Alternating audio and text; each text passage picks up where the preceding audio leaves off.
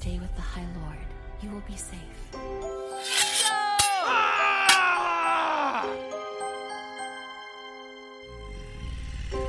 Humans have no say in the law of dragons. Bonjour et bienvenue dans le podcast Le Fond du Chaudron. Ici, on vous parle de fées, de dragons, de loups-garous et de sorcières, bref, des lectures de notre book club fantasy pour la plupart en anglais et quelques-unes en français. Le principe est simple, un thème, 4 lectrices et une longue conversation avec Lucie, Blandine, Claire et moi-même, Oriane. Pour cet épisode, on a des remerciements tout particuliers à faire car on enregistre dans des conditions de rêve grâce au Coq en Pâte, une incroyable agence de création de jeux et d'événements. Si vous avez un jour besoin d'un team building ou encore mieux d'un jeu sur mesure, appelez-les. Un remerciement tout particulier à Corentin qui nous a fait toute cette installation de qualité professionnelle. Corentin et son pote Rémi ont un podcast qui s'appelle Café Bromance. Si vous voulez parler de votre note Uber ou du temps d'écran, on vous le recommande chaudement. Corentin, si tu m'écoutes, je suis à ta dispo pour mettre à jour ton épisode sur le body count. Et je passe la parole à Claire. Merci Oriane. Et dis donc, vous vous rendez compte que c'est la saison 2 du Fond du Chaudron ? Qui aurait cru qu'il y a un peu plus d'un an, quand on a lancé ce podcast, on se serait pas mutuellement arraché les yeux ? Oh. Alors, qu'est-ce qu'on souhaite pour la saison 2 ? Blandine. Ah, encore plein d'épisodes et d'enregistrements avec vous. Oriane. Mais bien sûr, beaucoup de lectures passionnantes, du hate read, du love read, plein de complicité et peut-être des invités. Ah ouais ? Ça serait pas mal. Et toi, Lucie ? Moi, je nous souhaite des lectures qualitatives, mais aussi des trucs catastrophiques pour pouvoir râler et insulter le monde entier parce que vraiment, c'est trop mal écrit ou alors les personnages font n'importe quoi. Bah ouais, j'ai pas mieux. Attendez. Et moi, je nous souhaite aussi une dernière chose. Toujours plus d'auditrices, toujours plus d'amour, parce que on a quand même une super communauté qui est en train de se former avec des gens qui sont aussi tapés que nous. Donc, si vous êtes des nôtres, n'hésitez pas à faire tourner. Et si vous en connaissez qui sont des nôtres, vous savez où nous trouver. Vous venez avec nous dans le chaudron. Ouais, tout à fait. En tout cas, on espère que vous êtes bien amusés avec nous cet été. Peut-être avez-vous trouvé nos petits livrets de jeux qu'on a partagés sur Instagram. Et si vous avez participé à notre lecture commune, on a été ravis de faire tout ça avec vous. Et pour fêter ça, on a décidé de consacrer le premier épisode de cette nouvelle saison au... Ah non, on a oublié notre petit gimmick. On recommence. Eh oui, je suis Claire et oups, j'ai oublié de boire ma tisane contraceptive. Je suis Ariane et c'est bien dommage que dans le trésor d'Akotar, il n'y ait pas eu une coupe menstruelle en or. Je suis Lucie et moi aussi, je suis mon cycle en fonction des phases de la lune. Je suis Blandine et on est d'accord que propulsé subitement dans un monde fée, on meurt toutes en 2 minutes. J'ai des pronos. Vous avez deviné le thème de cet épisode, bien sûr, ce sont les FMC, les Female Main Characters de façon large, mais aussi leur santé sexuelle, les improbables twists gynécologiques et le féminisme en fantasy, et ce que ça dit de nous et de notre société. Alors, les personnages principaux féminins, en français, PPF, ça rend moins bien, ou encore la prota, Burk, et l'autre, je déteste ce mot. Elles sont souvent pas très malines ou alors elles savent carrément pas lire. Elles font parfois des choix turbo débiles, mais enfin quand même, il y en a des biens. Et ça nous empêche absolument pas de nous identifier à elles. Alors, c'est laquelle votre préférée ? Alors moi, je veux bien commencer, mais par contre, je suis incapable de n'en choisir qu'une seule. J'ai bien réfléchi, j'en ai 2 ex aequo. Voilà. FMC préférée, Alex Stern, dans Ninth House de Lee Bardugo, et aussi dans Hellbent, qui est la suite, et j'espère dans un 3e, bientôt. Et Misery Lark. Le dialogue intérieur, plein d'humour et de... Ouais, vraiment, c'est un personnage dans lequel je me retrouve énormément dans la façon dont elle se voit. Donc voilà. Et Alex Stern, c'est vraiment parce que elle est à la fois ultra badass et en même temps, elle a plein de défauts, mais ça fait quand même d'elle quelqu'un de très humain et ça, j'adore. Et vous, Claire, c'est qui ta préférée ? Moi, j'aime beaucoup Violette, parce que comme moi, elle se tord tout le temps à la cheville. Donc je m'identifie assez facilement à une meuf qui aime mieux lire que faire des push-ups et des jumping jacks, ça, il y a pas de problème, c'est moi. Voilà. Et globalement, j'aime bien, je l'ai déjà dit dans les autres épisodes, mais j'aime bien quand les protas sont intelligentes. Et donc avec Violette, ça va, elle est pas trop teubée, donc je suis voilà, assez contente avec une protagoniste comme ça, mais je vais arrêter de dire ce mot. Oriane? Ma première intuition de réponse, c'était Aelina Shriver Galatinus. Mais c'est quelqu'un que j'adore détester parce qu'en vrai, elle est réellement insupportable. Elle est absolument insupportable et en vrai, je la supporte pas, mais je suis obligée de dire que dans la vie, et je pense que vous êtes témoin, j'ai vraiment une énergie d'Aelina Galatinus, donc c'est un peu chaud. Ah, vraiment désolée pour mes amis, désolée pour... mais sinon, mon personnage préféré, je pense, au-dessus de tout, je suis un peu envieuse de la réponse de Lucie sur Misery parce qu'effectivement, Misery, c'est un personnage que j'adore, tellement attachant, tellement attachant et vraiment malin et tout. Enfin, vraiment, je l'adore, quoi. Mais je vais répondre une autre prota du Trône de Verre, qui est Manon Blalbic, euh, Ultimate Badass Girl. Et en plus, c'est quelqu'un que j'ai pas aimé au début et qui a grow on me, tu vois, où vraiment mon affection pour elle n'a fait que grandir. Parce que juste, quel personnage, quoi. Puis meilleur animal de compagnie, quoi. Vraiment meilleur animal de compagnie. Et je connais déjà la réponse de Blandine, mais je te pose quand même la question. Je pense qu'en fait, la réponse est plus compliquée que ce qu'on croit. Mon personnage principal féminin préféré, c'est sans doute Alex Stern comme Lucie. Mais c'est pas forcément quelqu'un à qui je m'identifie particulièrement. Et donc, sans doute, le personnage auquel je m'identifie le plus, c'est Nesta. Parce que, en termes de parcours, pour lutter contre la dépression, on est assez copines toutes les deux. Et du coup, c'est sans doute le personnage à qui je m'identifie le plus et pour lequel je suis le plus proche. Comme elle, je m'entraîne. Vraiment, pour de vrai. Vraiment pour de vrai. On est la seule personne de ce book club qui s'entraîne pour de vrai. Pour enchaîner, est-ce que ça vous dirait qu'on reparte peut-être au début, la raison pour laquelle on s'intéressait au FMC? Je sais qu'on a une sorte de gimmick dans le groupe chat qui est que à chaque fois qu'on arrive sur le point contraception dans la fantasy, on se tape des barres, mais de ouf. Parce que vraiment, je sais pas, enfin, il y a un peu un côté où à la fois on tourne en rond, mais en même temps on est quand même un peu en attente de quelque chose quand le sujet arrive. Et c'est toujours un grand moment de ah bah là c'est ça. Complètement, on fait des points contraception, vraiment, on l'écrit dans le groupe chat. Point contraception, c'est une tisane. Il faut dire qu'on n'a pas souvent des personnages principales féminines ménopausées, par exemple. C'est vrai. Et si ça parle pas de règles, il y a forcément, c'est pas systématique, mais on va avoir une remarque sur la fertilité, on va avoir une remarque sur, ou l'infertilité d'ailleurs, ça arrive aussi. Mais en tout cas, le statut menstruel / reproductif de la personnage est souvent mentionné. Ouais, c'est quelque chose de très prégnant, je suis d'accord. Ça revient vraiment avec une constance, quoi. C'est-à-dire qu'on se parle en général d'héroïnes qui sont dans des âges, c'est rare qu'on soit sur l'étude des ménopausées. En fait, on est quand même souvent sur des héroïnes qui ont, disons, allez, tapons large, entre 17 et 30 ans, donc qui sont a priori dans la fleur de leur fertilité, quoi. Et donc, il y a un enjeu autour de ça qui est comment, dans un monde de fantasy, on explique que alors qu'il va arriver des péripéties à l'héroïne qui vont probablement impliquer à un certain moment des actes de type procréatif, celle-ci ne va pas tomber enceinte, à moins évidemment qu'on soit sur un pregnancy trope, c'est-à-dire un trope grossesse. Après, je trouve pas ça complètement déconnant qu'on parle de contraception ou de reproduction dans la fantasy. Parce que, en fait, nous aussi, dans la vraie vie, entre nos 17 et nos 35 ans, c'est tout ce dont on nous parle à longueur de temps quasiment. Alors, quand t'as passé les 35 ans, ça commence un peu à se calmer.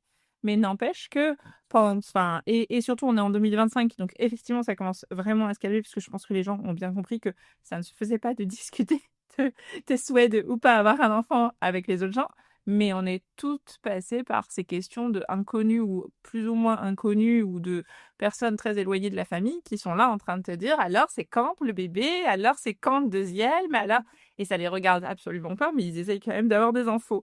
Et en fait, ça reflète un peu toutes ces préoccupations toutes ces préoccupations qu'on a sur cette tranche d'âge-là.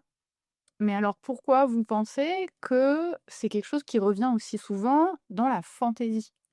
Ben, moi, je pense que c'est une façon d'ancrer, le récit dans notre réalité, en fait. Parce que tous ces créatures magiques, ces pouvoirs, blablabla, n'empêche que, pour qu'on s'identifie aux héroïnes, dans notre monde à nous, c'est quand même une grosse préoccupation, enfin, j'imagine un peu pour tout le monde, le moment où tu veux pas, de te protéger de ça, et quels sont les moyens? Et comme en plus, dans la fantasy, ça se passe souvent dans un setup, souvent moyenâgeux ou voilà, c'est sympa d'avoir, une petite vue de comment elle se démerde, sans avoir, des make-up en silicone et Clair. Et d'ailleurs, comme c'est dans un setup moyenâgeux, très souvent, on a aussi des méthodes de protection de la reproduction qui sont quand même très archaïques. ouais. Oui. Et on est sur un peu de la poudre de perlimpinpin. Alors, à la fois, je suis d'accord, et en même temps, je trouve qu'il y a quand même un truc qui se distingue assez nettement, c'est qu'on est, je trouve, souvent sur des méthodes contraceptives vachement moins invasives en réalité que ce que nous, on a pu expérimenter. D'ailleurs, c'est pas rare que la charge de la contraception soit répartie Ouais. entre De sexe. exactement, que ça soit pas seulement le personnage féminin qui prenne une contraception, mais aussi le personnage masculin. Souvent, tout le monde est logé à la même enseigne. Je pense à, je sais pas moi, d'Enfant Swing. Alors clairement, d'Enfant Swing, ils ont tous leur shot, parce qu'effectivement, des petits dragonierous qui figurent pas, ça serait Ah, Bonnie Nounet. exactement, ça serait assez peu commode. Et j'allais dire dans Everfly Burning, exactement, c'est la même chose. Ça. Par contre, c'est vrai que je trouve que autant on a vraiment très très régulièrement un point de contraception, autant c'est vraiment très rare d'avoir un sujet règle. Oui. Oui, c'est plus rare, c'est vrai. La contraception, Ouais, c'est je suis d'accord. systématique. Mm. Règle, Ouais. mais vraiment pas systématique. La gestion des- La gestion des règles. Oui, au moins un truc un tout petit peu matérialiste, réaliste. Mmh. Enfin, réaliste avec de grosses pincettes, puisqu'on est dans la fantaisie. Hein. Il n'y a pas forcément grand-chose. Typiquement, le trône de verre, sujet menstru, ça arrive une seule fois, même pas sur le personnage principal. Et en plus, c'est dans un contexte qui est assez mignon, slash rigolo. Et franchement, tu comprends pas quand ça arrive là, pourquoi ça arrive sur ce personnage si tard dans la saga. Si, moi je Très vois curieux. Ah ça Parce que justement, ce personnage, sans spoiler, se retrouve dans une quête entourée que de personnages masculins. Ouais. Et il lui arrive d'avoir ses règles et elle est vraiment super embarrassée, comme n'importe qui pourrait l'être à ce moment-là, parce que vraiment, les méthodes pour absorber sont très archaïques. Ils doivent lui trouver des linges, blablabla. Et effectivement, c'est un peu les mecs qui se dépatouillent pour elle et c'est très chouette dans l'histoire. Mais justement, ça nous remet dans ce que je disais précédemment, qu'on est souvent dans un univers archaïque où, voilà, elle peut pas s'arrêter au Franprix du coin à s'acheter une boîte de Always, quoi. Bah, non, ce que je voulais dire, c'est que c'est bizarre que ça soit pas arrivé avant avec d'autres personnages. Ouais, mais parce que je pense que cette saga a été écrite par Sarah J. Maas et qu'elle a été commencée quand elle était très jeune et peut-être que en voyant la société évoluer et notamment la parole se libérer vachement autour de ça, l'a intégré un peu plus tardivement. Oui, ou alors après, Sarah J. Maas, elle a aussi trouvé des twists. Tu vois, par exemple, tu as ce moment dans La Cotard, je sais pas si vous vous souvenez, où Farah devient une fée. En fait, subitement, elle rentre dans un monde merveilleux où ton cycle menstruel n'a lieu que 2 fois par an. Ouais. Ouais. Ça, c'est important, je trouve, Mm. parce que on passe d'un personnage humain, donc on va dire c'est le principal point commun. On va toutes avoir ce point, et tous d'ailleurs, voilà, tout le monde va avoir ce point commun avec le personnage, et d'un coup, elle évolue. C'est comme un Pokémon. Et là, on est là, ah ouais, j'aimerais bien en fait. On est au-delà de s'identifier à elle pour une raison X ou Y. D'un coup, on n'a plus besoin de s'identifier à elle. Par contre, et je pense que, bon, on est 4, ça fait quand même un échantillon, voilà. Mais qui dirait non? Qui dirait non à avoir ses règles 2 fois par an au lieu de 12 fois? Bah, faut pas que tu sois à un moment où tu cherches à procréer, quoi. Non, Mais effectivement. après, si t'as le temps, Voilà. que t'es une femme et que tu lis 300 ou 500 ou Voilà. autant, bon, 2 fois par an, ça va, c'est pas déconnant, quoi. Le terme, il y a une contrepartie parce que du coup, les règles sont extrêmement douloureuses, bien plus que chez nous. Et ça explique aussi que les faées ont plus de mal à se reproduire que les humains. Mais il y a très souvent des histoires d'infertilité ou de baisse de la natalité en fantaisie quand Le il y a... armement démographique, Ah, c'est un sujet. C'est ça. Alors que c'est clairement pas pour des raisons de baisse d'activité sexuelle. Non. Non, bah non, ils s'entraînent, ils n'ont pas de problème, ils font le taf. Après, dans ce point de place, le fait que ça arrive à ce personnage-là, est-ce que c'est pas justement parce que c'est une humaine Hum. et en l'occurrence, Aileen ne l'est pas. Mais oui, la contraception est souvent partagée entre les deux sexes. Qu'est-ce que ça vous inspire ça? Est-ce que vous êtes, comme tu disais, on est toutes envieuses du fait qu'elles ont leurs règles que 2 fois par an. Est-ce qu'on est aussi envieuses du fait que leurs mecs partagent la contraception de façon beaucoup plus simple? Et je mets des guillemets à simple, on est bien d'accord, mais c'est pas que en 2025, les 2 moyens pour que les mecs partagent la contraception, c'est soit utiliser la capote, le préservatif, excusez-moi, ou alors se faire une vasectomie, ce qui est quand même une procédure très simple, et cetera, tout ce que je veux, mais qui est quand même très définitive. Et du coup, est-ce que vous êtes envieuse de ça où les mecs, en fait, eux aussi, il leur suffit de prendre un thé ou une potion magique, ou que même on leur jette un sort une fois par mois à la pleine lune et pouf, en fait, ils prennent en charge leur propre contraception? Ou est-ce que vous feriez absolument pas confiance aux mecs pour qu'ils pensent à prendre la confiance? Moi, je vais faire ma connasse de Tati féministe 101. En fait, la pilule contraceptive pour les hommes, elle existe. Le problème, c'est que tu peux pas leur faire confiance pour la prendre parce que la balance bénéfice-risque n'est pas la même. Ah ouais. C'est tout simplement, enfin, c'est très simple. C'est cette idée qu'en fait, une grossesse éventuelle, c'est pas leur corps qui sera affecté.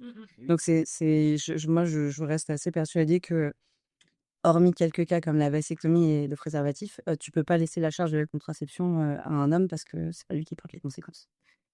Oui, mais du coup, en fantasy, qu'est-ce qui fait que, justement, pour revenir dans le cadre de la fantasy, j'adore l'idée de l'égalité, de la charge mentale, de la prise en charge, etc. Je suis très contente quand c'est bien introduit dans un world building et tout ça, vraiment, que ça soit les règles, les, la, la contraception, etc. Mais je me dis, s'il y a un sort pour se protéger, il y a probablement un contre-sort. S'il y a une potion, il y a probablement... C'est-à-dire que tu peux... C'est comme un poison. C'est-à-dire on peut te... ça peut être d'ailleurs quelque chose qui fait partie de l'intrigue. Tu peux avoir des potions abortives. Tu peux avoir... si ça existe dans un sens, ça existe probablement dans l'autre. Et du coup, je me dis, en fait, c'est pas une question de confiance ou pas. C'est que... Est-ce que c'est pas... est-ce que c'est pas plus pratique de gérer seul? Et c'est pas une question, je le redis, de confiance, mais c'est aussi que au moins, t'es sûr et tu sais que c'est toi qui as fait le truc. Et en même temps, ça veut dire qu'il faut aussi se protéger des contre-sorts, des contre-potions. Voilà. Donc moi, il y aurait ce côté, tu vis quand même dans un monde de fantasy où il va t'arriver des aventures. Si c'est introduit dans l'intrigue, quand c'est avec une raison, je me dis, oh là là, c'est terrible. Si on fait une référence que la FMC arrête de prendre sa contraception parce que elle a décidé avec son shadow daddy d'avoir des triplés, peut-être qu'est-ce qui fait que le gros méchant va pas faire en sorte d'envoyer une espionne qui va se déguiser en servante pour lui donner des potions contraceptives quand même, qui va payer quelqu'un dans les cuisines pour mettre des graines de nigel sur son pain le matin pour qu'elle ne puisse pas procréer. Alors, c'est le grand méchant, s'il devait réussir à introduire une servante pour il lui mettrait pas des trucs de trucs contraceptifs, il l'empoisonne et elle meurt. Enfin, je veux dire, c'est le méchant. Il peut y avoir d'autres dessins, Blandine. Je voudrais juste te dire un truc, c'est que je suis prête à lire ton livre, Lucie. Alors, il y aura probablement des chevaliers, des épées. Voilà, c'est ma vibe en ce moment. Les gargouilles. Sur la contraception masculine, je pense que ce qui fait sens aussi en fantasy et pourquoi elles sont aussi les autrices ou les auteurs, mais on n'en lit pas beaucoup.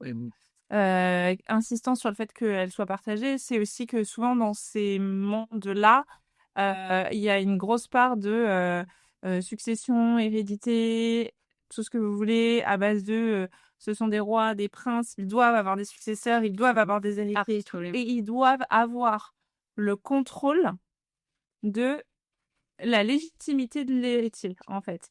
Et ils peuvent pas aller faire du sexe à tout va avec n'importe qui en se disant bon c'est pas grave, je vais avoir comme Baratheon dans Game of Thrones 150 bâtards et qui du coup vont tous se battre pour avoir voilà. Donc ils ont vraiment une nécessité de contrôle de la légitimité de leur héritier, je pense, ce qui fait que oui Lucie. Parce que la question de l'illégitimité de la descendance, on parlait de contexte médiéval tout à l'heure.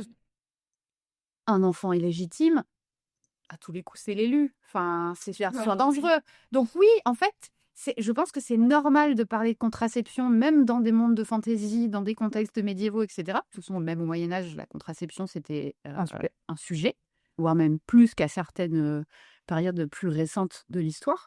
Et justement, je pense que ça devrait être non pas systématique, mais beaucoup plus fréquent et intégré dans une intrigue, que ça soit parce que la personnage principale a ses règles et du coup ne peut pas se battre, se préparer à la guerre ou que sais-je.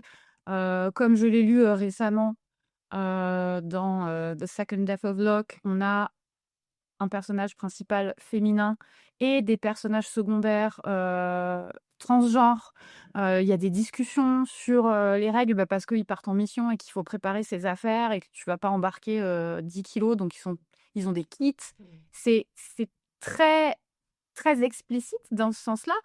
Et en même temps, je me dis, c'est normal, il faut en parler parce que tu pars sur une mission, tu vas faire 3 mois de cheval, comme on en avait parlé d'ailleurs dans un autre épisode sur oui, quand même, ils prennent pas beaucoup de douches et après, ils font du sexe et tout ça, et les meufs, elles sentent encore le miel. Non, il faut ancrer dans la réalité, je pense, ces choses-là. Ou alors, tu le dis tout de suite, c'est un monde où la procréation se fait par mitochondrie, que sais-je.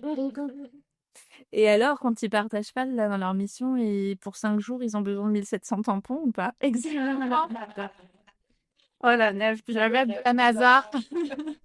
Alors quoi, c'était une centaine de tampons pour 2 jours, mais ouais, dans ce genre-là. Non, justement, c'est fait avec, comme on l'a dit, on lit principalement des autrices.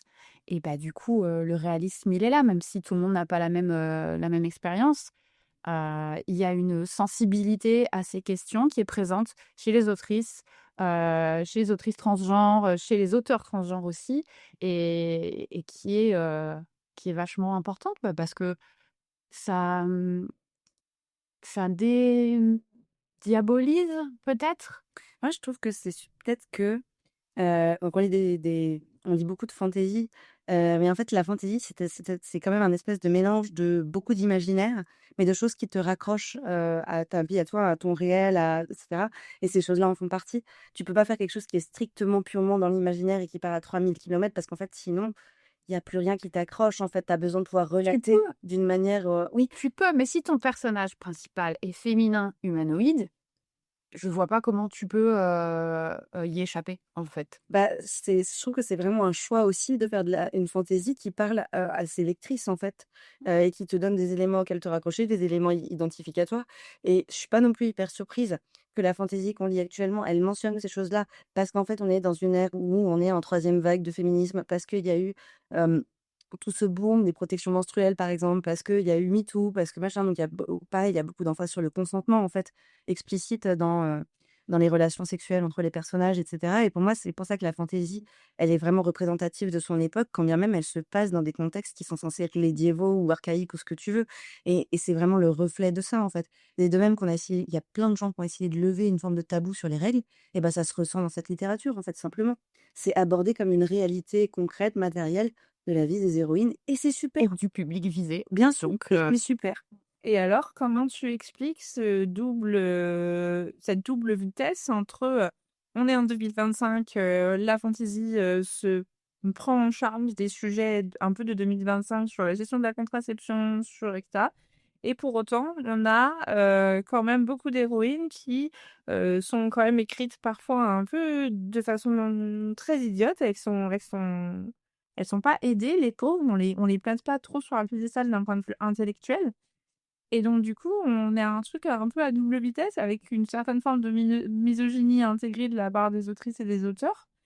Et de l'autre côté, gestion de la contraception et troisième vague du féminisme. Hein. Ah, je le vis pas du tout comme ça, tu vois. Moi, je crois que c'est vraiment un truc un peu, je sais pas comment dire, mais peut-être un peu primal ou je sais pas quoi, qui est que, en fait, les gens qui sont sans défaut et super forts, etc., n'attirent pas beaucoup la sympathie. En fait, on a besoin d'avoir des héros et des héroïnes. des zéros.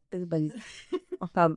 On a besoin d'avoir des héros et des héroïnes qui ont des failles, qui grandissent, qui se construisent, etc. Et tu as besoin pour ça que le personnage il parte d'un endroit où Après, c'est En fait, sur le toit du monde, il y a quand même des choix que les héroïnes font qui sont quand même vraiment pas très malins, que toi, tu sais que tu ne l'aurais pas fait, que je vous mets au défi parmi nous 4 d'avoir fait.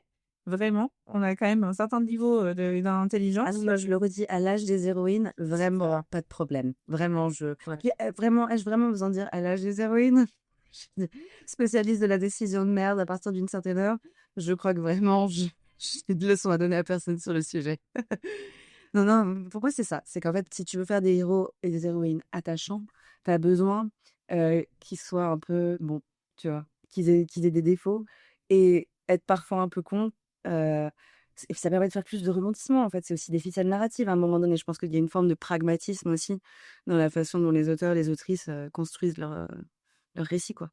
Moi, bah, Bah, je trouve que les héros masculins sont construits différemment et sont construits pour être valorisés sur leur intelligence, alors que les héroïnes, je trouve que très souvent, elles sont pas valorisées sur leur intelligence, hein. Elles sont valorisées sur leur physique, leur capacité à s'entraîner vite et à devenir une parfaite guerrière en 3 semaines. Leçon 101, devenir une parfaite guerrière en 3 semaines. Mais sont rarement valorisées, à part effectivement, j'aime beaucoup Violette pour ça et j'aime beaucoup Rebecca Yarros pour ça. Elle a fait une héroïne qui était tout l'inverse, c'est-à-dire une héroïne qui est excessivement maligne et qui physiquement vaut pas un copec. Osez pas jusque-là. Et encore, et elle fait quand même des erreurs, elle fait quand même des choix de merde dans Onyx Storm, par exemple. Oui, Moi, je suis pas super d'accord avec tout ça. Je trouve, en fait, effectivement, on se fait souvent la réflexion qu'on aimerait bien lire des héroïnes plus âgées, parce que nous-mêmes, on est déjà plus dans la fin de trentaine, voire milieu de quarantaine pour certaines. Ouais, ça. merci. Coming out. On a déjà statué sur le fait que on n'a pas d'âge, ne partent pas à l'aventure, c'est-à-dire qu'elles voient le truc, elles sont là. Oui, non, mais souvent, les héroïnes, elles sont quand même très, très jeunes, donc forcément qu'à 16 ans, 17 ans, 19 ans, 20 ans, tu vas pas prendre des décisions voilà, de nous-mêmes. Enfin, désolé, mais moi, à l'âge là, je suis sortie avec des mecs complètement cons. Tu fais pas ça. Et aussi, moi, ce que j'aime dans ce truc, et par exemple, Aileen, donc Eleana, Throne of Glass, bref, on commence, elle a quoi, 17 ans? Ouais. Je crois qu'elle a, Elle est très jeune. elle a 17 ans, mais elle sort déjà de presque une année de prison, quoi. Voilà. Ouais, c'est ça. C'est Ah oui, déjà... tome 1, pas de la lame, pas de la lame. Pas du préquel. Non, pas du préquel. Non, ah mais non, oublions ce préquel. On n'a pas encore fait des. Ouais, on en parlera plus tard. Mais bon, bref, elle est très jeune, c'est normal qu'elle fasse des choix un peu cons, qu'elle se sente aussi un peu invincible, comme on l'a toutes, je pense, fait à l'âge là, quoi. Et aussi, ce qu'on aime, enfin moi, en tout cas, ce que j'aime voir dans ces trucs, c'est les training montages. Ah oui. Moi, j'aime ça, le moment où elle va s'entraîner et devenir méga forte, parce que non, personne n'est né avec une épée dans la main. Et tu disais que les hommes étaient souvent valorisés sur l'intelligence. Moi, je trouve que dans la fantasy, ils sont plutôt valorisés sur leur physique. Ah oui. C'est souvent des guerriers. Oui. C'est des guerriers, ils se sont entraînés depuis toujours, ils sont giga musclés. C'est des stratèges, c'est nous chez le héros de guerre. D'accord, mais en même temps, que fait la prota? Elle base sur leurs abdos en permanence. Si vous avez vu Ça retire. K-pop Demon Hunters, maintenant c'est l'image que j'ai en tête quand les 2 filles sur 3 du groupe voient les abdos d'un des mecs. Voilà, si vous l'avez vu, vous allez comprendre très vite. Leurs yeux deviennent des abdos et après des maïs Et ça, c'est et des vraiment pommes super. Ça, c'est vraiment super. Oui, parce que il faut moi, justifier les seins. mais bien sûr, mais en fait, surtout, moi, je rappelle qu'on arrive quand même de siècles et de siècles d'objectification des femmes par les hommes qui leur chantent leur louange et leur peau douce et du ronsard et du machin. Enfin, voilà, vraiment, on arrive de ça. Et donc, de voir des hommes objets de désir, alors, en fait, je trouve ça incroyablement rafraîchissant. Je suis encore dans cette étape-là de ma vie et c'est moi là. Je suis très bien. Excusez-moi, mais vous me faites vriller. Vous avez passé l'épisode de Silver Elite à me dire que vous en pouviez plus de la meuf qui arrêtait pas de baler sur le mec et qui sort en l'ennemi et pour les faire. Et là, vous êtes en train de me dire, mais oui, mais allons-y, objectifions-la. Ils sont là que pour leur physique. Ça n'est pas pour Mais parce qu'elle est... En fait, c'est aussi parce que l'héroïne nous a pas plu. Elle est bonne. Aucune d'entre elle code. Non, mais en fait, Silver Elite avait plein d'autres défauts, mais de toute façon, parmi ses défauts, il y avait la très grande. Elle aurait bavé 2 fois sur ses abdos, je pense que vraiment c'était un problème. Oui, c'est ça. C'est la prégnance. C'était un refrain et ça arrivait à chaque Et chapitre. c'était un nazi, quoi. J'ai dit des nazis. Je pense pas sur les abdos des nazis, on a une dignité. Les mecs de droite, à la limite. Certains MMC de fantasy sont clairement des mecs de droite. Hein. Je pense à la meuf sur TikTok qui s'est fait un tatouage Tamlin. Voilà. Non, pas les nazis. Enfin, là, si vous n'avez pas écouté notre épisode sur Silver Elite, franchement, allez-y. De toute façon, on ne vous conseille pas cette lecture, donc vous pouvez vous spoiler. Mais par ailleurs, OK, ils sont objectifiés, et cetera, mais tout le sens du truc, c'est que il y a une forme de désir des femmes, et cetera, qui est assumée, ce que je trouve formidable, parce que de présenter des femmes sujettes de leur désir, je trouve ça super. Je me sens concernée. Tu t'identifies. Je m'identifie entièrement.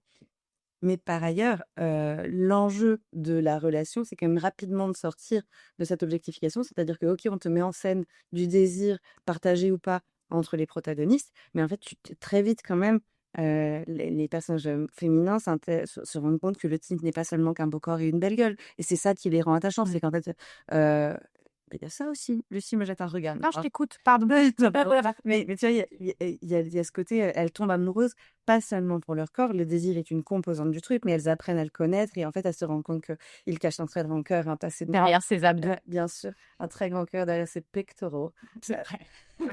Anatomiquement, je veux dire. C'est Tu as raison, absolument. C'est plus haut. Absolument, je vais aller réviser. Oui, l'anatomie, c'est important. Voilà.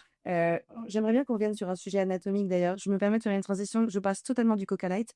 On n'a pas été au point, mais sur la contraception, moi je trouve qu'on n'a pas été au bout de ce sujet-là. Parce qu'en fait, nous n'avons pas parlé du trope de grossesse. Nous n'avons pas parlé du trope de grossesse et de ce qui se passe pendant la... Non, mais On ne veut pas en parler. je sais, mais je vais ouvrir cette boîte de Pandore pour le plaisir, premièrement, de vous entendre aller, et deuxièmement, parce qu'il faut qu'on parle de la grossesse de Farrah. C'est vrai. Il faut qu'on parle des problèmes des études de médecine au sein de ce royaume. Bien d'accord. Et j'aimerais bien peut-être qu'on parle aussi d'autres sujets par rapport à ça. On n'a pas parlé non plus de Notting. Il faut qu'on parle de Notting. Donc le fameux nœud dans les Omegaverse, etc. Mais avant ça, je précise que comme là, on rentre quand même dans une terre de spoil. Si vous n'avez pas encore lu Toi Cotard, là, je vous conseille de mettre votre écoute en pause parce que là, nous divulgachons. Là, nous divulgachons. Donc voilà. Est-ce qu'on peut parler de cette grossesse?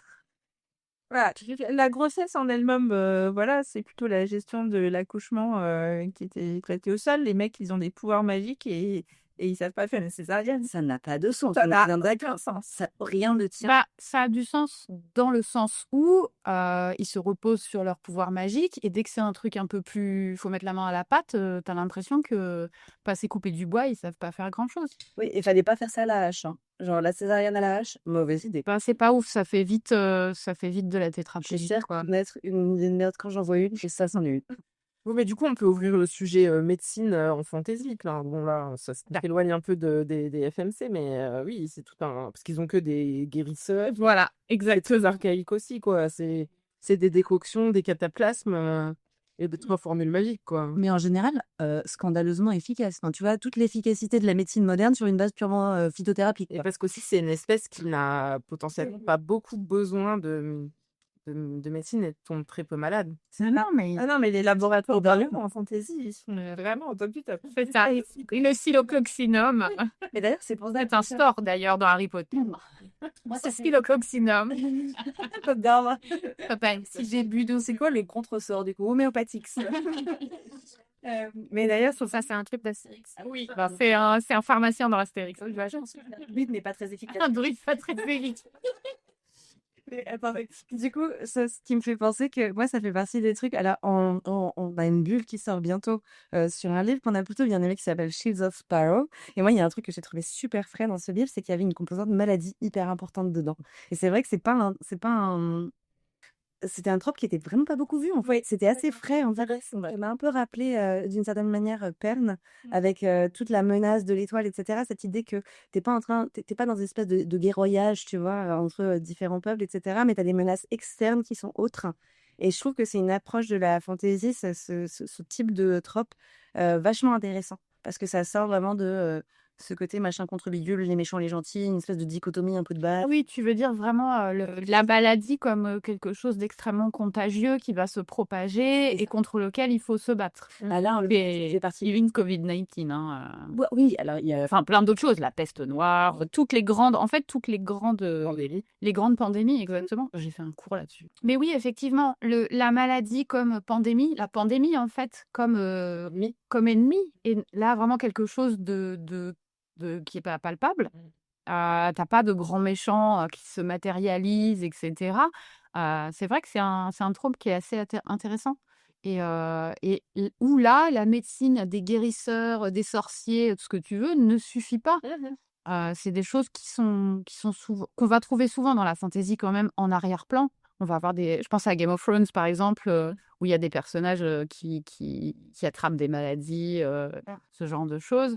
Ce qui me fait penser, il y a très peu, je trouve, en fantasy et en romantasy, on parle de sexualité, on parle de règles, on parle de contraception, on parle très peu d'IST. Oh, c'est vrai. Ouais, c'est vrai. On a des personnages qui sont, excusez-moi l'expression, des queutards avérés. Oui. Et c'est très bien. Enfin, je dis ça pas dans le sens négatif. Beaucoup de tendresse. Qui ont des sexualités très libérées, qui sont très frontaux sur oui, je couche avec plusieurs personnes, on a des polycules, on a des... Voilà, tout se découvre. Mais soudainement, les infections sexuellement transmissibles ont disparu. Et ça, n'existe pas. on n'en parle pas. C'est-à-dire, c'est même pas en rigolant, en disant attention, tu vas choper quelque chose. À aucun moment, il n'est fait mention de ça. Ouais. Est-ce que c'est encore tabou ou est-ce que. Je pense que tu as raison, c'est ça. Hein. Ouais. Pour moi, c'est encore tabou parce que Unanimité totale autour de la blague. Alors, c'est beau. Ouais, mais alors pour revenir à la santé, c'est qu'on a des guérisseurs, on n'a pas de chirurgie en fait en fantasy. Ouais. On n'a pas de chirurgie. On a de la chirurgie avec de la... Ah oui, alors ça, c'est un truc vraiment... Alors, j'espère que vous le lirez. C'est un livre qui sort le 23 septembre, qui s'appelle The Second Death of Locke, et que j'ai eu la chance de pouvoir lire en copie avancée, en arc, que j'ai adoré. C'est-à-dire que c'est un 5 étoiles pour moi, et j'espère que quand il sortira, on fera une lecture commune et un épisode dessus. Mais en tout cas, quand vous allez écouter cet épisode, il sortira bientôt. Et vraiment, je le conseille. Et on a une personnage féminine principale qui a une formation de guérisseuse. J'ai cru que tu allais dire qui a la chlamydia. Non, c'est son prénom. J'adore. C'est peut-être ça le problème, c'est que... Non, mais on a une héroïne dont la fonction première est de servir de réservoir de magie à son binôme, mais qui a une formation, qui a une utilité derrière, c'est-à-dire que quand elle n'est pas sur le champ de bataille à se battre avec son chevalier, son binôme, etc., elle est à l'infirmerie, elle a appris, c'est une excellente guérisseuse, et surtout, elle utilise ses capacités pour guérir les gens, et elle fait de la chirurgie. Il y a une scène assez graphique, détaillée. Elle le dit à un moment, quand elle parle justement du personnage principal masculin. Elle le dit, il y a un côté où elle le connaît par cœur, non seulement parce qu'ils se connaissent depuis qu'elle a 8 ans, par exemple, et là, on a 26, donc ça fait vraiment longtemps. Ça fait plusieurs années qu'ils sont ensemble sur les champs de bataille parce que c'est la guerre, etc. Et elle dit, je le connais même de l'intérieur. J'ai touché ses viscères avec mes mains parce qu'elle a littéralement mis la main à la pâte pour le soigner. Mais c'est quelque chose que j'ai vraiment apprécié. C'est ce réalisme du champ de bataille. Eh ben oui, parce que moi ça me gêne, tu vois, le fait qu'il n'y ait pas de chirurgie, ça implique aussi qu'il n'y ait pas de blessures trop graves. Alors que désolé, les gars, ils tombent de leur cheval, enfin personne se fait de fracture ouverte. Il y a des champs de bataille, personne se fait éviscérer et peut en survivre. Enfin, tu vas pas soigner ça avec 3-4 places. ils volent, ils se prennent des flèches dans les ailes et en mettant du scotch. Et on leur bat du flanc. m'a dit. Non, mais Alors donner une fente. non, mais en vrai, les personnages meurent, mais juste pas les principaux. Bah, enfin, Pas gentil meurent. Il y en a plein. Marakotar, Cassian et Azriel, à un moment, ils sont pas loin. Et ils mériteraient de la chirurgie parce qu'ils ont vraiment des plaies ouvertes, etc. Ça, Et ils sont moches. on est vraiment... 3 semaines plus tard. Mais Il y a un métabolisme. cataplasme et une jambe de bois, c'est que ça fonctionne. Oui, mais alors, il y a aussi un métabolisme férique qui Oui, ce qui fait que tu C'est te vrai, c'est vrai. pas facilement, etc. Mais C'est bon, vrai. c'est un peu magique. Enfin, c'est un peu... ouais. Alors, on a autour de la table une personne qui déteste vraiment le trope de la grossesse surprise. Ouais, tu peux en mettre ça. Hein. Qui, j'ai écrit son nom. Claire aussi. Claire, je n'aime pas. Après, il y a une différence entre... Voilà, il y a grossesse surprise et grossesse. J'ai zéro problème avec les histoires de procréation et de grossesse, que ça soit en fantasy ou même en romance contempo. Il y a un truc que j'adore, que ça soit dans la fiction ou dans la fanfiction, c'est quand les enfants, les personnages enfants sont bien écrits. Pour qu'enfant il y ait, il faut bien qu'il y ait eu procréation quelque part. Ouais. Et comme on est sur des sagas de fantasy qui durent entre 3 et 12 bouquins, voilà. Attendez, moi par contre, j'ai une dernière question quand même pour Claire et pour Lucie. C'est que vous avez vraiment une grosse détestation de ce trope. Mais par ailleurs, je le trouve quand même remarquablement peu répandu. Il est absent dans la fantasy quasiment. Il n'y a pas de grossesse surprise, ou en tout cas, moi, j'en ai pas lu. Et si vous avez des exemples, n'hésitez pas. Ça m'intéresse. Mais d'où vient cette haine? Non, moi, ça vient de la romance contemporaine. On est à la fantasy, hein. Oui, parce qu'en fantasy, on a quand même globalement tout le temps le problème de natalité. Donc, les grossesses sont bien accueillies dans les histoires et on te l'enrobe pour que tu apprécies ça aussi. Oui, puis c'est allé avec. Moi, je suis quand même d'accord avec Lucie sur le fait que la grossesse de Fer et Rysande, elle arrive un peu magique, quoi. Parce que on nous a quand même rabâché les oreilles depuis 4 tomes avant pour nous dire ouais, c'est vraiment pas facile, c'est vraiment pas, on n'est pas fertile. Tous les grands princes de je sais pas quoi, de la cour de je sais pas quoi, 1, 2, 3 mégas maximum gosses et Ah non, c'est sur 500 maximum. ouais, parfois il y en a un troisième et tu sens que c'est Il y a un bâtard. Bah c'est ça. Un bâtard. Ça ne règle pas. On revient à cette histoire de légitimité. Fan. Après, oui, c'était. Disons, le fait que ça arrive là tout de suite, ça fait vraiment fin de conte de fées. Ouais. Tu l'as dit tout à l'heure, hein, Happily Ever After. Ça nous amène quand même à le personnage principal féminin. C'est une forme d'élu. Oui, c'est ça. Regarde, elle a réussi à procréer.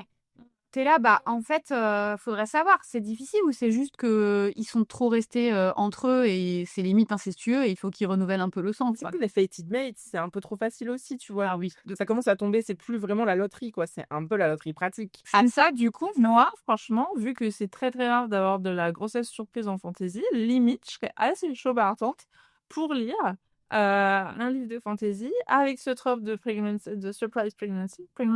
On va avoir Est-ce que ça n'a pas été fait dans les récits réadaptations mythologiques et tout ça, comme notre ami Zeus Je sais pas, mais t'imagines, genre, qu'ils partent à la guerre et ils sont pas ils sont encore enemies to pas lovers, mais et sexe et du coup c'est ça enceinte. Justement, parlons-en. Énorme spoiler sur Manacor. Donc là aussi, pareil, si vous comptez lire Manacor, arrêtez-vous là, reprenez votre écoute dans, disons, 30 secondes. Est-ce que la grossesse de Hermione dans Manacor vous a dérangé? Ben non, parce que elle arrive vraiment pas tout de suite. Moi, j'ai trouvé ça bien parce qu'il y a quand même pas mal de visites de la soigneuse, je sais plus qui c'est, qui lui fait des tests et je pense que ça prend 8 cycles. Oui, puis par ailleurs, elle est quand même très incorporée à l'histoire, puisque l'enjeu, c'est Et qu'elle... bien sûr, c'est quand même un truc central. Donc, La c'est pas centrale. un truc d'accessoires qui arrive. ça serait intéressant de voir, je pense que quand l'épisode sera publié, on saura. Est-ce que c'est une intrigue qui va rester dans la version oui, slash publiée? je disais à l'épisode, quand la fin Kema, il va publier traditionnellement, c'est ça. Voilà, c'est fin août Il sort. ou septembre. Peut-être que je fais avec Catabasis, parce que je sais pas pourquoi voilà. Bref, à la sortie, en tout cas, ou alors il sortira bientôt. Moi, c'est quelque chose que je suis curieuse de comparer, Oui, effectivement. mais pour le coup, c'était vraiment pas une. Et pour rebondir sur ta question tout à l'heure, Blandine, sur le notting, moi je crois que la raison pour laquelle ce sujet m'intéresse, c'est que je trouve que c'est une très grande réussite de Bride, qui est que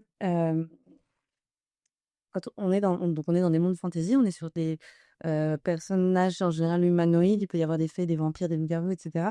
Mais je trouve que la sexualité des personnages, alors même qu'ils sont eux-mêmes des créatures un peu extraordinaires, est quand même Très basique. basique sa race, ouais. Et c'est le truc que moi j'ai bien aimé dans Bride, c'est que elle a bon, réutilisé des choses qui existent déjà, etc. Donc c'est pas une invention à proprement parler, mais il y a vraiment une sexualité de fantaisie entre un vampire qui a une sexualité de vampire, un loup-garou qui a une sexualité de loup-garou et tout le sujet c'est est-ce qu'on est compatible ou pas? Bah, Franchement, il y a j'adore de cette races différentes. des trucs différents. En fait, moi, j'adore comment, du coup, l'élément magique, il a été utilisé d'une manière qui est super fraîche et hyper transparente. Tu sais, très dans les codes de communication de 2025, à base de on va se dire les choses, on va se faire du consentement, le mec est super respectueux, je veux pas te faire mal, patati. Alors que les fae, avec leur mace humaine, ils se posent pas la question de savoir si ça va rentrer, quoi. Donc, moi, ça fait partie des trucs que j'ai trouvé vraiment, vraiment chouette dans Ok. Pride. Et bon, par ailleurs, le notting est un concept qui a mis tout l'internet en émoi pendant un bon moment quand Bride est sorti. Et ça, c'était très pas cool. de fanfic. Oui, c'est ça, les gens qui n'étaient pas. En vrai, c'était moi. Sans lire de fanfiction, hein. Moi, j'ai jamais lu de fanfiction. Ou de shifter romance, ouais. Shifter, sur Megaverse, de façon générale. Bon, bah, c'est un truc qui est... J'ai la fait classique, mais j'adore le côté blasé. Bon, dans la shifter romance, c'est un grave un classique. Ouais, mais tout le monde dit pas que la shifter romance, les gars, en Non, fait. mais Ouais. en fait, c'est qu'un mec Bien soit envie de vous oublier. clair et Lucie sont en mode bah, tous ceux qui lisent de la fanfic, qui lisent de la fanfic. Et moi, je lis pas de fanfic et je connais ça. Non, mais c'est parce que ça a été vraiment pas popularisé, c'est pas le bon mot, mais Bah si, c'est non, mais ça a été c'est pas banalisé, ça a été un remake, quoi, grâce à la fanfiction, grâce à la fandom Supernatural, tout l'Omegaverse et tout ça, duquel Bride, en fait, Bride, c'en est pas un d'Omegaverse. Et Ah oui. du tout. C'est une shifter romance, mais enfin, shifter slash paranormal. Non, c'est clairement pas de l'Omegaverse. Il n'y a pas du tout de dynamique Oméga. Et je sais plus si on le mentionne dans notre épisode sur Bride, Si, on l'a dit. mais voilà. oui, c'est vraiment. Et je me demande si justement la prochaine sortie d'Ali Hazelwood, là, où justement c'est rebrandé, enfin, c'est marketé Sur ces personnes. comme un Omegaverse, là, cette série. Mates? Non, je pense pas à Mates. Je pense à, tu sais, cette série de novellas d'elle et d'autres autrices. Ah oui, Le Kickstarter commence bientôt. oui. On enregistre. Je me demande si on va avoir un Oméga... Enfin, parce que c'est marketé comme un Omegaverse. Est-ce que ça va être un vrai ou est-ce que ça va être comme Bride? Mais après, moi, j'adore son take sur tout ça. Et c'est une excellente introduction à des choses un peu plus... Ouais, mais je suis complètement d'accord avec le point d'Oriane d'intégrer quelque chose d'un peu fantastique dans cet univers qui l'est, quoi. Et enfin, de l'intégrer au côté sexualité. Et que tu as aussi un petit peu dans Throne of Glass, d'ailleurs, à certains moments. Je peux pas dire entre quel personnage, mais tu vois, c'est pareil j'avoue que dans The Empyrean, donc Fourth Wing, on a quand même un personnage qui utilise ses shadows. Et en fait, moi, j'ai des idées d'utilisation des shadows. Bah oui, j'attends c'est j'attends le plan A3. Non, mais avec plus intéressante que juste je vais te retenir et cacher les fenêtres. C'est ça. Non. Mais après, on est sur quelque chose qui est quand même fait par un public hyper. Je dis mainstream, mais pas dans le sens péjoratif, hein, à aucun moment. Mais oui, c'est. Ouais, ça reste gentillet sur une échelle de tout ce que peut compter la romantaisie qui a été écrite bien avant avec des tropes sexuelles vachement plus poussées. Je pense que le mot que tu cherches est hétéronormatif. Oui. Il y a eu des choses déjà il y a des années qui étaient bien plus kinky, effectivement. Mais c'était de niche à l'époque. Que maintenant, bah, c'est en tête de gondole et c'est des millions d'exemplaires vendus. Et on est les premières à les lire, en plus. Avec joie. Mais c'est vrai que quand on a lu beaucoup, au bout d'un moment, de choses de ce genre-là, en fait, on n'a pas toutes et tous la même vision de la chose. On n'a pas toutes et tous la même échelle.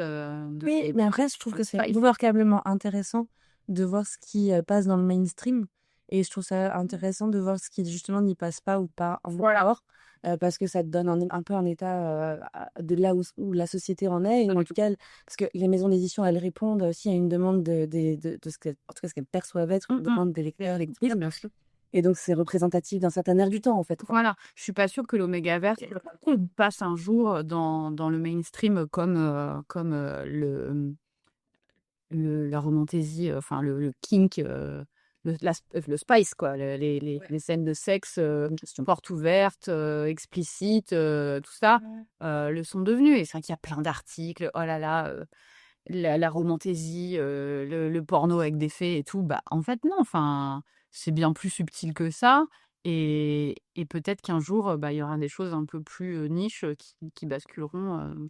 Mais surtout, moi, j'ai une forme de fascination pour le fait que je trouve que c'est vraiment OK de parler des livres qu'on lit qui comportent des scènes de sexe explicite, alors que c'est quand même pas aussi simple de parler des pornos que tu regardes, quoi.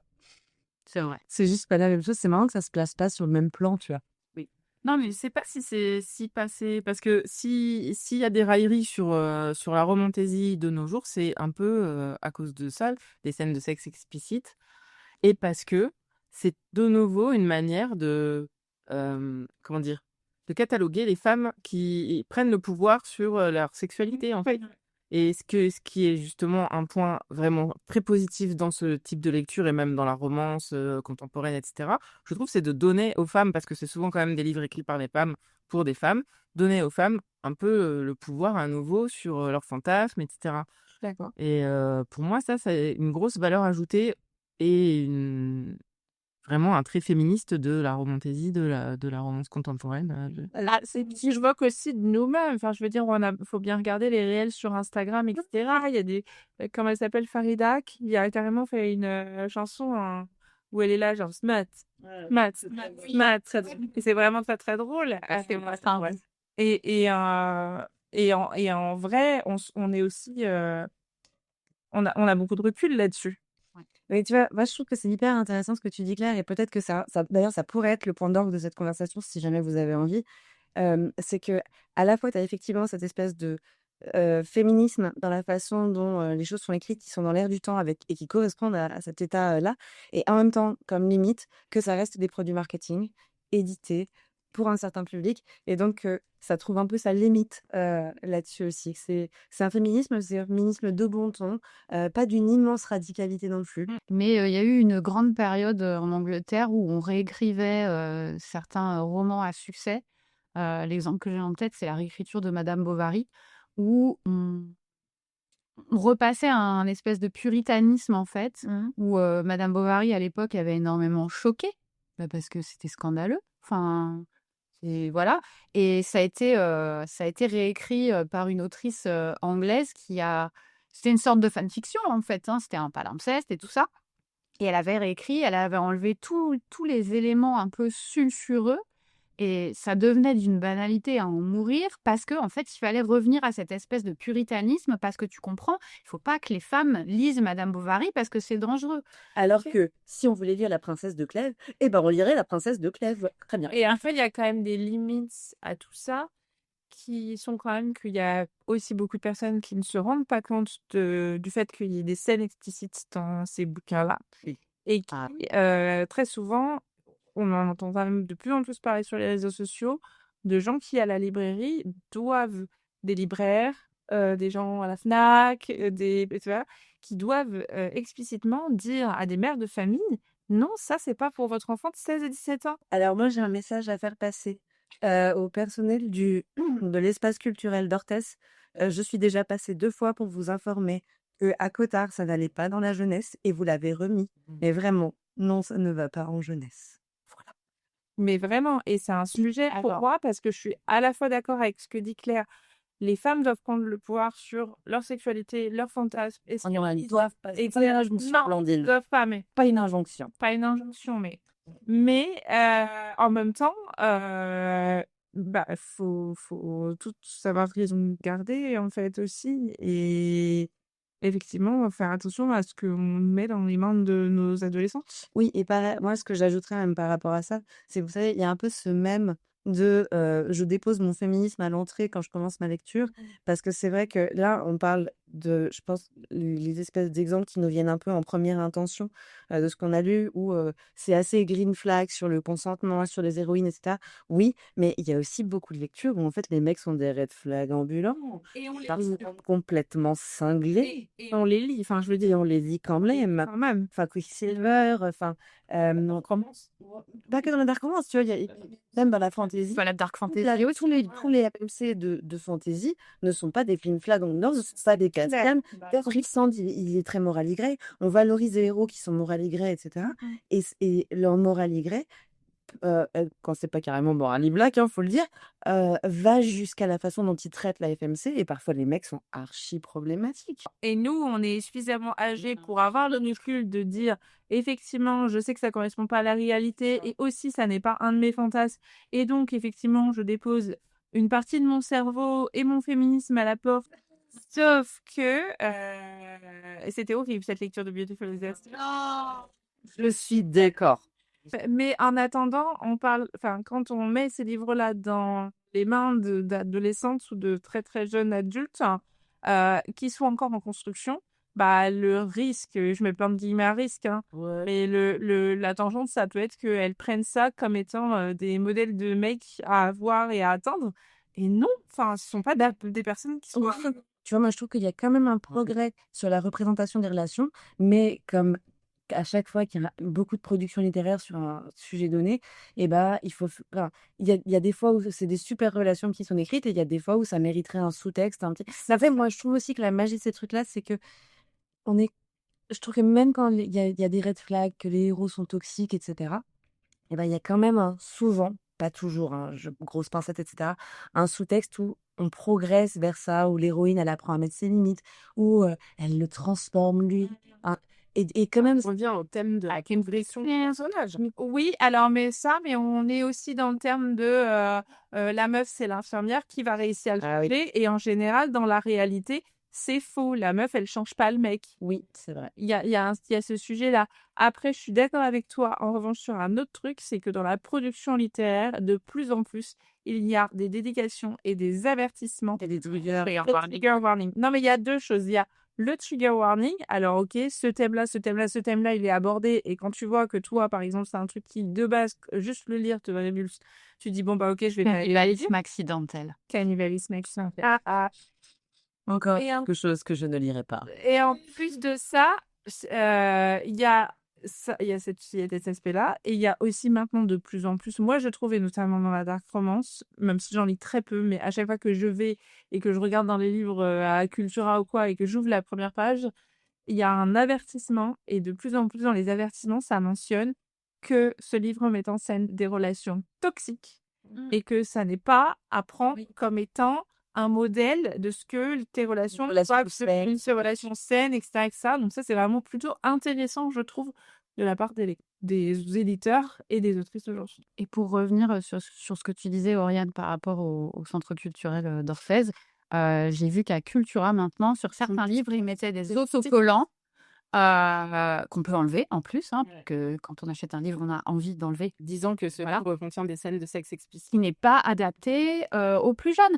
Et il y a même moins d'18 ans. Sylvie Plaine travaille avait un sticker. Il y a moins de 18 ans. Est-ce qu'il faudrait faire des Peggy 18 faire la liaison du coup Peggy 18 jeux vidéo? C'est pas parce que des jeunes jouent à GTA qui vont tabasser des prostituées dans la rue. Bien sûr. Mais pour moi, c'est pas vraiment ça le sujet. C'est parce qu'on sait bien que c'est pas ça. Ouais. C'est de la même manière que tu peux pas décemment recommander à un adolescent de regarder du porno.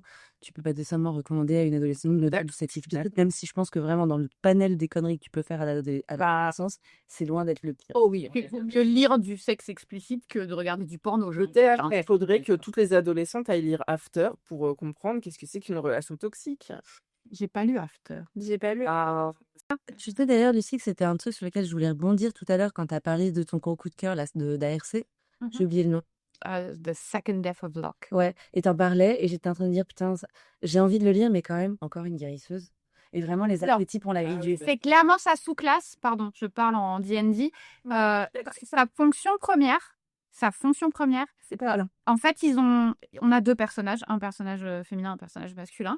Ils sont égaux, ils sont sur un pied d'égalité. J'entends Le système de magie dans ce monde-là ne fonctionne que par binôme. J'entends complètement, c'était pas par rapport à ça que je disais ça. En fait, ce que je trouve intéressant, et ça illustre vachement bien ce que disait Claire sur, ok, il y a du féminisme, mais quand même, c'est pas groundbreaking, tu vois, on n'est pas dans la radicalité la plus totale. C'est qu'en fait, dans les archétypes, on retrouve quand même assez typiquement des meufs en position de soin, et donc d'une féminité assez classique. Et alors, t'as pas que ça, mais voilà. Excuse-moi. Là, je t'en prie. Elle aurait très bien pu être bouchère. Enfin, si tu veux une chirurgienne, le meilleur endroit pour commencer à les regarder, c'est chez les cuistots et chez les bouchers. Après, Tu vas apprendre à désosser quelqu'un. Ou comme tous les shadow daddy qui sont bizarrement surpuissants comme leur Non, non, masculinité sur-virile de sur-alpha, tu vois. Après, c'est pas la bonne référence pour illustrer le surplus de guérisseuses par rapport aux guérisseurs, parce qu'on est dans un monde qui est vraiment full équité, je pense que tout le monde est payé pareil. Je disais vraiment Pas pas de ça. plafond de verre. Mais oui, je vois ce que tu veux dire. Comme prétexte Ouais. en fait pour amener ce sujet. On est clairement sur Où en fait tu vois bien de la femme guérisseuse, le patient anglais, quoi. et vraiment on a très peu d'hommes guérisseurs, on a très peu de femmes qui sont des shadow mommies, genre j'attends une la Ah, je suis la mamie. ou alors des shadow dadonné comme Rune Danan. Ou des shadows dad-bod. Mais voilà, les archétypes, c'est là qu'on voit vraiment toute l'hétéronormativité. Les archétypes restent quand même assez classiques. Ouais, tout à fait. Ouais. Pour terminer l'épisode, les filles, je voulais vous demander, est-ce que vous auriez... Enfin, c'est quoi votre dernier coup de cœur pour l'héroïne dans vos lectures? Parce que vous avez aimé l'héroïne. Je sais pas si vous en avez une. Blandine, tu veux commencer? Ouais, je peux commencer. Moi, j'ai lu toute la quadrilogie des légendes de Tezmar, qui est une série qui est terminée, donc vous pouvez y aller. Et l'héroïne s'appelle Altera Zolter, et elle est vraiment très chouette. Elle vit dans un monde où, à la base, les femmes n'ont pas le droit d'être guerrières, mais elles s'entraînent depuis toute petite en cachette. Et après, il lui arrive plein d'aventures. Et pour le coup, voilà, c'est une héroïne que j'ai beaucoup aimée. Ok. Et toi, Lucie? Alors moi, j'ai déjà parlé de The Second Death of Locke, donc, mais je recommande encore une fois aussi beaucoup pour sa FMC Grey. Sinon, dans mes lectures récentes, j'ai lu This Monster of Mine de Shalini Abesekara, qui, pareil, encore un 5 étoiles. Je suis vraiment sur une pente ascendante en ce moment. Alors, une FMC assez jeune, 18 ans. D'habitude, je grogne un peu. Mais Sarai, vraiment, je l'ai adorée. J'ai adoré son personnage. On est sur un arc de vengeance. Oh oui. mon Dieu. Ouais, et vraiment très très bien. Et donc This Monster of Mine, qui apparemment est le premier livre d'une série, mais en même temps, j'ai envie de dire, moi, je l'ai terminé et ça pourrait être un stand-alone. Donc, je sais pas ce qui va être écrit après. Je le conseille. Je crois qu'il n'a pas encore été traduit en français, mais gardez un œil dessus si jamais vous lisez pas en anglais, parce que vraiment une lecture très très appréciable et en grande partie grâce à sa FMC qui est vraiment très très cool. Bah, moi, ma recommandation, c'est Heartless Hunter, le premier tome de Crimson Map, de Kristen Ciccarelli, pardon. J'ai vachement aimé. Double mention alors je vous la mentionne pour au moins 2 choses. Je vous en avais un petit peu parlé tout à l'heure, mais on est dans un monde où il y a de la sorcellerie, où les femmes sont des sorcières, où elles sont persécutées, elles ont été largement exterminées. L'héroïne est une sorcière. Et pour faire de la magie, on doit utiliser du sang, sauf qu'on ne peut pas utiliser du sang quand on se coupe parce que sinon ça se voit et on se fait repérer. Et donc, elle utilise le sang de ses règles. Donc, c'est extrêmement explicite. Et j'ai trouvé ce world building original et bien foutu. Il est vraiment bien amené. Pas hyper subtil dans la façon dont il est approché, mais bon, voilà. Après, l'héroïne qui s'appelle Rune, elle est vraiment chouette, je trouve, parce que c'est un personnage qui utilise la féminité comme une arme, vraiment très très fort et de manière extrêmement explicite, donc c'était très intéressant pour ça. C'est-à-dire qu'elle se fait passer pour une sorte de mondaine complètement écervelée, etc., très belle, très machin, qui cherche un fascinant, exactement, alors qu'en fait, la réalité est bien entendu tout autre. Et il y a beaucoup de personnages féminins qui sont vraiment super dedans. Et vraiment, j'ai trouvé que c'était une galerie de personnages féminins vraiment super à ce niveau-là. Et celui-ci existe en français. Tout à fait. Il a été traduit. Donc vraiment, moi, une de mes très très bonnes surprises dans mes dernières lectures. Claire? J'arrive pas à choisir. En fait, j'ai pas envie de me prononcer sur des séries que j'ai commencées et qui ne sont pas terminées parce que j'ai déjà été déçue et on pourra le voir si on parle de celles qu'on a détestées, qui sont prometteuses et puis qui, au tome 2, au tome 3, poussent tout à fondre. Ouais, voilà. Il y a des personnages que j'ai bien aimés récemment, mais Au coup de cœur. non, pas de coup de cœur intégral. Et du coup, je vais dire que ma préférée reste Violette parce que pour l'instant, elle est pas trop neuneu. Bref, une recommandation claire, à savoir relire Forswing. D'habitude, c'est relire Bride. Dear Bride. Ça change. Non, je crois qu'on est à la fin de cet épisode. Lucie, est-ce que tu veux conclure? Absolument. Alors. Et voilà, l'heure est venue de vous dire à dans 15 jours. Et oui, on reprend un rythme habituel.